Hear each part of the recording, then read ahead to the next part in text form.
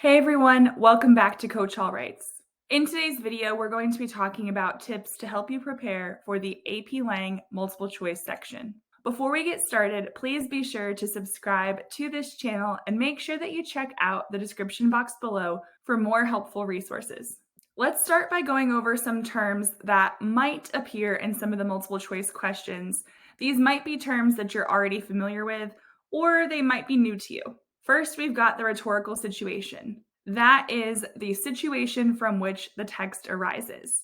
In my class, I use the acronym SPACE: speaker, purpose, audience, context, exigence. It's possible that this phrase could appear in one of the multiple choice questions or answer choices. Now, part of the rhetorical situation is the exigence, and it's possible that you might encounter a question that asks you about the exigence of the passage. Think of the exigence as the catalyst or the impetus. It's what prompted the writer to write or the speaker to speak. You also might encounter tone words, including the word colloquial. This word means informal, kind of like slang. There aren't many literary device terms that you need to know ever since they updated the exam a few years ago. However, it's possible you might need to know terms like simile, metaphor, or allusion. You also might see the word anecdote in a multiple choice answer choice. An anecdote is simply a short story. Usually they're personal, sometimes they're witty. And it's good to know these terms because you might use them in rhetorical analysis as well, not just in the reading multiple choice. A verb that you should know is underscore. It basically means that someone is emphasizing something. You also might see the terms pathetic, logical, or ethical. These are in reference to the appeals logos, ethos, pathos. So logos is an appeal to logic, ethos is an appeal to ethics or credibility, and pathos is an appeal to emotion. Now, we already said colloquial is a common tone word that sometimes creeps into the answer choices. A couple others that sometimes come up that students might be unfamiliar with are ingratiating and patronizing. One tip I have for this is as you are taking multiple choice tests in class, whether it's the progress checks or maybe something your teacher assigns in AP Classroom, like a full-length exam, if you encounter words that you don't know, whether it's in the question or the answer choice, I encourage you to write them down and then when it's appropriate, go look them up. Kind of like make your own database or dictionary, if you will. Of course, there's no guarantee that these words will be on the exam, but don't just assume that you're going to remember them. Instead, make that list. That way you can use it as a bit of a study guide. The words on this slide are meant to be a bit of a starting point for you to do that, but I encourage you to add to this list. You also might find words in the passage that you're not familiar with, and sometimes these are very specific to the topic of the passage, so they might not be in other passages, but other times they could be, so you could add those words to your list as well. You're also going to want to be familiar with terms like argues, describes, compares, contrasts, exemplifies. These verbs typically correlate with the modes of rhetoric. And for the writing multiple choice section, it's possible that you might encounter words like counterargument, concession, refutation, counterclaim, or rebuttal. So a concession is when you concede, meaning that you acknowledge the merit of the other side. It's followed by a refutation. You might see the verb refute in the question stem or the answer choice. It's also possible that they might ask you a question where they ask you to identify the author's thesis. Typically, when students write essays in class, their thesis is usually the last sentence of the introduction. However, it doesn't have to be there. So really, it could be anywhere in the passage, but the thesis is the overarching claim. Now let's talk about some tips to help you approach the reading passages. There are going to be 2 reading passages on the exam. These are a little bit longer, they're a little bit more dense, and they have more questions than the writing passages. It's important that you read the info provided above the passage. Usually it's just 1 or 2 sentences, and sometimes in these sentences they tell you who the writer is or they tell you what year it was published. This information can be valuable, so if they include info above the passage, please read it. Now, some students might be looking for ways to streamline the test-taking process. Let's say you're the type of person who feels like you struggle with focusing, or maybe you struggle with your pacing. If that's the case, and you usually read the passage first, then start answering the questions. I would get like either an SAT or an ACT reading passage, or maybe something from AP Classroom if you have access to it, and consider reading the questions first. Don't read the answer choices though, just the questions. Then go ahead and as you do that, mark up your passage. So for instance, if it says in question 1, what is the function of the first paragraph? Go ahead and bracket off the first paragraph and put a 1 there. That way you know that the answer to question 1 is in that paragraph. Some of my students have really benefited from this technique because it helps them read with a purpose. However, this approach does not work for everyone. I also have several students that prefer to read the passage first and then answer the questions. So I encourage you to try this method if you haven't ever done it before. That way you could see if it works for you. Definitely don't try this out for the first time on exam day though. Do a practice test or even multiple practice tests first. As you're reading the passage, don't worry about words that you don't know unless there's a vocab question for that word. If you read the questions first, then you'll know if there's a vocab question about that word. But sometimes these passages have words that we're just not familiar with. And maybe there are context clues to help us figure out the definition, or at the very least, we can determine if it has, say, a positive or a negative connotation. But we don't want to get bogged down with a couple words that we don't know. As you're reading the passage, this is going to sound really obvious, but determine what the passage is about. This tip is particularly helpful if you're feeling overwhelmed and you're not really sure what's going on. Just identify the topic. What is the passage about? That will help you also think about the tone. And there's probably going to be a question about the tone as well. So remember that the tone is the writer's attitude toward the subject. If you're struggling with understanding the passage, look at the verbs. Doing so can help you start to comprehend the passage better. Also, as you're reading, it can be very helpful to mark shifts. There's a variety of ways that we can see a shift in the passage, but especially look for words like yet, but, or however. Usually when my students are reading a passage in class, I encourage them to circle or underline these words to mark the shifts. That's partially because there's usually a question about the shift. It's possible that you might get a somewhat contemporary passage on the exam, but it's also possible that the passage could be a bit older. And some of the older passages don't have as many paragraph breaks as contemporary writing. And sometimes this feels like you're looking at a wall of text. It can be really overwhelming if there's nowhere to pause. So if for whatever reason you encounter something like this, basically break up the passage and pause where you need to in order to check your comprehension. It could be every couple sentences if needed. Now, as you're approaching the questions themselves, it's really helpful to use the process of elimination. There are going to be 5 answer choices, which means that even if you have no clue what's going on, you have a 20% chance of getting it right. If you can eliminate a couple of the distracting answer choices, which we're going to talk about later, then you can increase your odds of success. It actually helps to physically cross out the wrong answer choices. If you're taking the digital test, hopefully there's a way for you to annotate on the screen. If you're taking the pencil and paper test, I encourage you to scratch through the whole answer choice, not just the letter. The reason why is because sometimes when we only cross out the letter, like let's say you know A is wrong and you only cross out the A, sometimes we still read A, we start at the top and we read A even though we've already eliminated it. And at least for me, I'm less likely to reread that if I cross through the whole answer choice. It's also very important that you answer all questions, even if you're just guessing. And the reason why is because each question on the multiple choice section is going to be worth 1 point. There are 45 questions and it's worth 45% of your composite score, so it's worth 1 point each. That means that the easiest question on that exam for multiple choice and the hardest question on that exam for multiple choice are worth the same.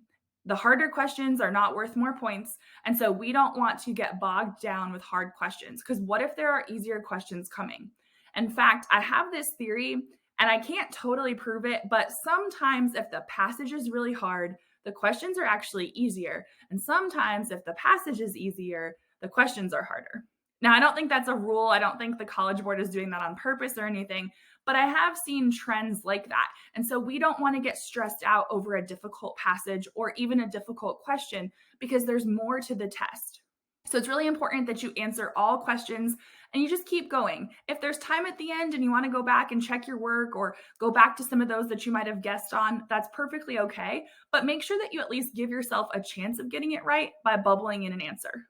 Now let's talk about selecting the correct answer, because one of the most common problems that my students have talked to me about is that when they use the process of elimination, they can get it down to 2 answer choices and then they're not so sure which one to choose.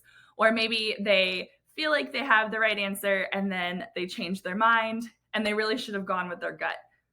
In order to help with this, we need to know about common distractors. Distractors are answer choices that seem right, but they're actually wrong. The first thing that you need to know is that partially right is not right, meaning that if the answer is only partially correct, like half of the answer choice is correct, but the other half is incorrect, it is not the right answer. And that might sound really obvious, but so many times I've seen students look at the part that's partially right and they'll say, okay, well, that's true, but this part doesn't really match with what I read. Maybe I read it wrong. Well, no, maybe you didn't read it wrong. Maybe that's the tricky part of the answer. So don't allow the answer choices to make you second guess your interpretation of the passage. They will purposely create answer choices where they're partially correct because it's a distracting answer choice. Something else to be aware of is that the answer choice must answer the question being asked. Now, I know, again, this sounds really obvious, but sometimes the answer choices that they give you, there might be one that is true. It's just not actually answering the question being asked. So let's say that you're being asked about paragraph 2, and one of the answer choices is totally true. You could find it in the passage, but it's over in paragraph 9. Well, they're not asking you about paragraph 9. They're asking you about paragraph 2. So we want to make sure that our answer actually answers the question being asked. We also want to be mindful of vague answers, because sometimes the answer choices are too broad. So really pay attention to the wording of the answer choices, because sometimes all it takes is one word to make an answer choice incorrect. As you're reading passages for the exam, recognize that there are general movements in the passage. It doesn't mean that every passage has all of these components, but it can be helpful for you to recognize that in a passage, they might be trying to engage the reader, they might be trying to contextualize the issue, they might assert a position and then support that position, they might address the counter argument, and they might project why it matters. Knowing the general movements of a passage can be helpful because there might be questions that pertain to these movements. They might not use these words exactly, but if you are reading the passage and you're able to annotate, here's their position, or here's support of their position, or addressing the counter argument, chances are if those things are happening, there might be questions about it. And so if you annotate it in advance, it can help you know where in the passage to find your answers. Or it can help you be more confident as you're looking at those answer choices. Now let's talk about the writing multiple choice. So these are going to be the last 3 passages of the multiple choice section. These passages are shorter, and at the top, it's going to say something to the effect of, this is a draft. So these are not published works like the reading passages. They are nonfiction though. AP Lang is entirely nonfiction. So you're not going to be having to analyze a poem or anything like that. That's more AP Lit. So for the writing multiple choice, think of your job as editor. Your job is to look at the word choice, the construction of the paragraphs, the syntax, and basically you're editing. Now there's still multiple choice questions though, so let's go over some tips to help you be successful. One question that you might encounter is something to the effect of, the writer wants to add a sentence that engages the reader, or the writer wants to add a sentence that emphasizes something. So focus on the goal. Is the goal to engage? Is the goal to emphasize? Look for the key verb in the question stem. Now, if we're going to be adding a sentence to the beginning of the paragraph, we want to make sure that we understand what the main idea of the paragraph is. So you're going to need to read the whole paragraph. Because if we're adding a sentence to emphasize something or to engage the reader, it has to still flow with the paragraph. It has to be on topic. We also want to look at the word choice in the answer choices because, for instance, if we're trying to engage the reader, we're going to be looking for word choice that's engaging. If it's really bland, it's not accomplishing the goal of engaging the reader. You also might encounter questions that deal with either adding or deleting a sentence.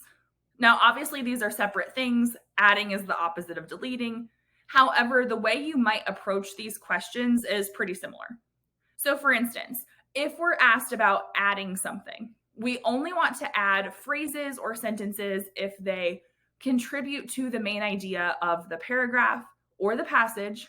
They add relevant new information. They clarify the previous sentence, and we want to make sure that they don't interrupt the flow of the paragraph.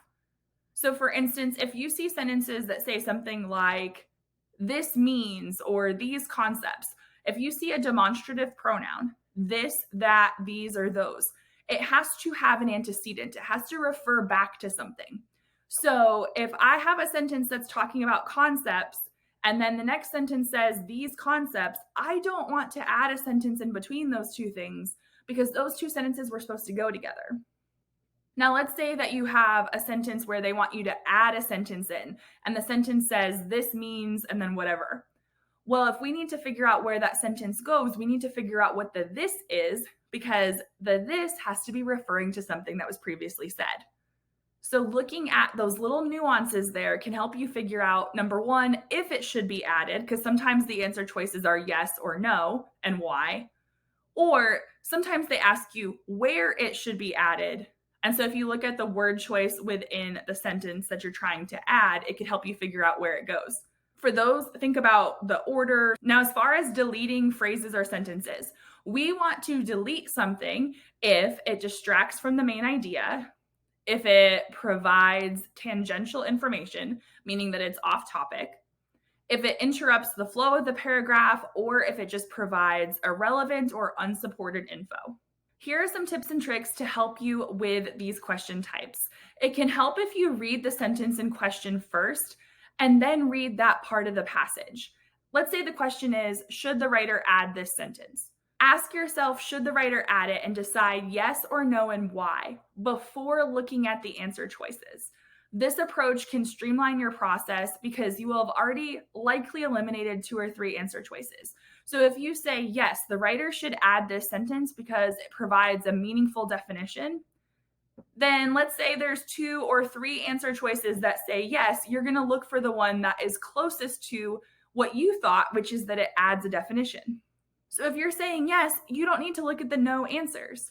However, if you don't ask yourself yes or no and why before, and you just start going A all the way down to E with your answer choices, it can be a whole lot easier to convince yourself of a wrong answer and second guess yourself.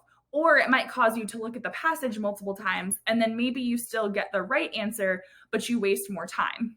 Now, here's a question that my own students have asked me because the AP Lang test has 5 answer choices. So they asked, is there any correlation between the word that has 2 answer choices or 3? Meaning, if there's 2 yeses and 3 nos, are they trying to tell you something?